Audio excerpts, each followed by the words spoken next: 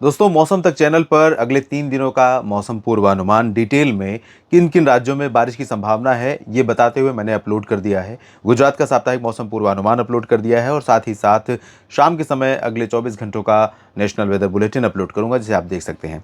इस वीडियो में ये वीडियो आप देख रहे हैं न्यूज़ मीडिया मंच पर, और ये दोनों चैनल मैंने बनाए हैं और दोनों चैनलों के माध्यम से, न्यूज़ मीडिया मंच के माध्यम से मैं कुछ जनरल खबरें, जैसे कल आपने देखा होगा, दो विषयों पर चर्चा की थी। एक तो था कि वन इलेक्शन और वन नेशन वन इलेक्शन, और दूसरा था G20 की बैठक के दौरान भारत में मौसम कैसा रहेगा।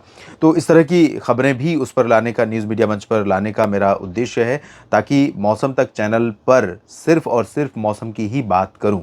और क्योंकि एक साथ बहुत सारे वीडियो उस पर ना हो जाए, इसलिए मॉनसून का जो अपडेट का वीडियो होता है, जिसमें इस वीडियो में बात करता हूं कि अगले 10 दिनों में क्या संभावना है, किधर बारिश का रुख रहने वाला है, रेन बेल्ट किधर रहेगी, और साथ ही साथ पिछले 24 घंटों में उन 50 जगहों के बारे में भी जानते हैं और उन आंकड़ों के बारे में जानते हैं जो बारिश के रिकॉर्ड किए गए पिछले 24 घंटों में 50 जगहों पर। तो इस वीडियो में इसकी बात करता हूं। तो सबसे पहले बारिश के आंकड़े ही देख लेते हैं, क्योंकि यहाँ पर जो बारिश की संभावनाएं हैं उसकी बात हम करेंगे अगली स्लाइड में। और यहाँ पर आप देखिए, अंडमान व निकोबार द्वीप समूह पर, यानी बंगाल की खाड़ी का रीजन, दक्षिणी रीजन काफ़ी सक्रिय बना हुआ है, जहाँ पर एक लो प्रेशर बनने वाला है अगले 48 घंटों में। और यहाँ पर दक्षिणी अंडमान व निकोबार द्वीप समूह के क्षेत्रों में लॉन्ग आइलैंड पर 203 मिलीमीटर की मूसलाधार वर्षा रिकॉर्ड की गई है।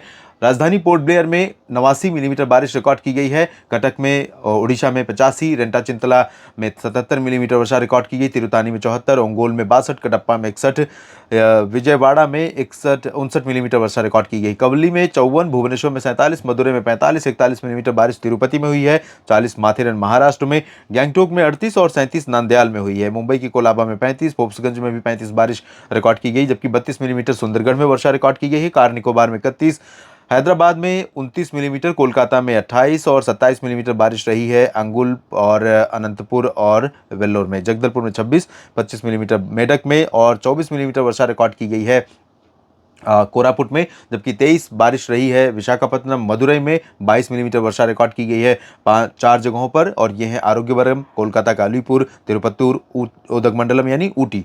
और 21 मिलीमीटर वर्षा हुई है मोतिहारी और नैनकावरी में, बोलांगीर में 20 और साथ ही साथ 20 मिलीमीटर बारिश कोचीन और गुलबर्गा में भी दर्ज की गई। मिलीमीटर वर्षा यहाँ पर रिकॉर्ड की गई है छपरा और मालदा में। 18 रिकॉर्ड की गई है नलगोंडा और पटना में काफ़ी दिनों के बाद बारिश हुई है। लंबे समय से यहाँ पर बिहार में लोगों का इंतजार था कि दक्षिणी भागों में भी बारिश हो, तो यहाँ रिकॉर्ड की गई है।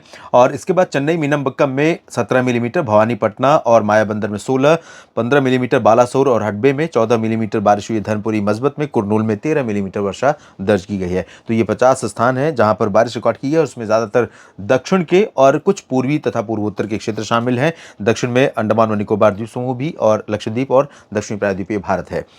और अब अगले 10 दिनों की संभावनाओं की बात मैं करूंगा। सबसे पहले 3 दिनों की बात कर लेते हैं, क्योंकि लो प्रेशर सिस्टम जब बनेगा तो आगे मूव करना शुरू करेगा। ये थोड़ा पीछे दिखा रहा है, इसको अगर ECMWF देखें तो ये काफ़ी ज़्यादा दिखाएगा।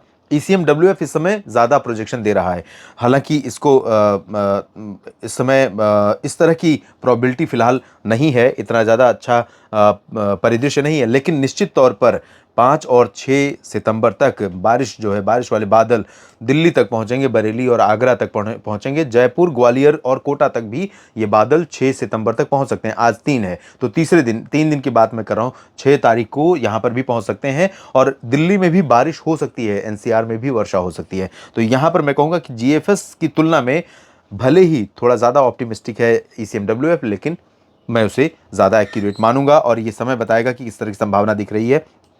और यहाँ दक्षिण में, पश्चिमी तटीय इलाकों में, और इधर पूर्वी तटीय इलाकों में, तेलंगाना में, साथ ही साथ आंध्र प्रदेश में, इधर मध्य में महाराष्ट्र और उड़ीसा, छत्तीसगढ़, पूर्वी मध्य प्रदेश में तमाम जगहों पर मौसम बदलेगा। और इसके अलावा उत्तर भारत में पर्वतीय इलाकों में ऑन एंड ऑफ थोड़ी बहुत वर्षा होती रहेगी, पूर्वोत्तर में भी होती रहेगी। लेकिन अगले 5 दिनों की बात अगर करें तो राजस्थान के भागों तक काफ़ी अच्छे बादल पहुंच जाएंगे, उदयपुर तक बादल पहुंच सकते हैं, और गुजरात में भी वडोदरा और अहमदाबाद तक बादल पहुंच सकते हैं, गांधीनगर तक बादल पहुंच सकते हैं। दिल्ली में भी बारिश की संभावना 5 यानी 8 सितंबर। और G20 का जो मौसम पूर्वानुमान मैंने अपडेट किया था, देखिए इस समय की जो संभावनाएं हैं, क्योंकि पश्चिमी दिशा की हवाएं ज़्यादा तेज़ चल रही हैं, और अभी पश्चिमी दिशा की हवाओं को रूल आउट नहीं कर रहा है मॉडल।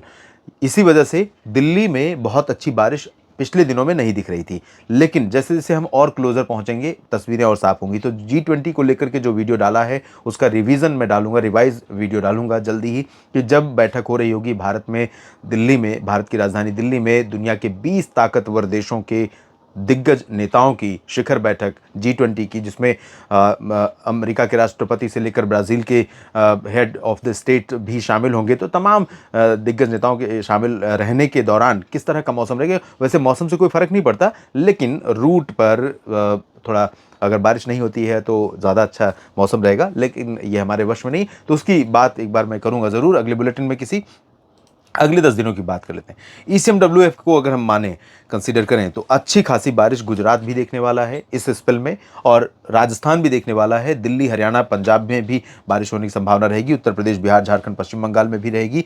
छत्तीसगढ़, ओडिशा, तेलंगाना और आंध्र प्रदेश, कर्नाटक, केरल, तमिलनाडु, लक्षद्वीप में भी बारिश होने की संभावना है। सबसे इंपॉर्टेंट है गुजरात, राजस्थान, पश्चिमी मध्य प्रदेश, उत्तर प्रदेश, हरियाणा, पंजाब, जहां पर लंबे समय से ड्राई वेदर बना हो। तो यहाँ पर मौसम बदलेगा और बारिश होगी, ऐसा मेरा अनुमान है। आप भी उम्मीद लगा कर रखें।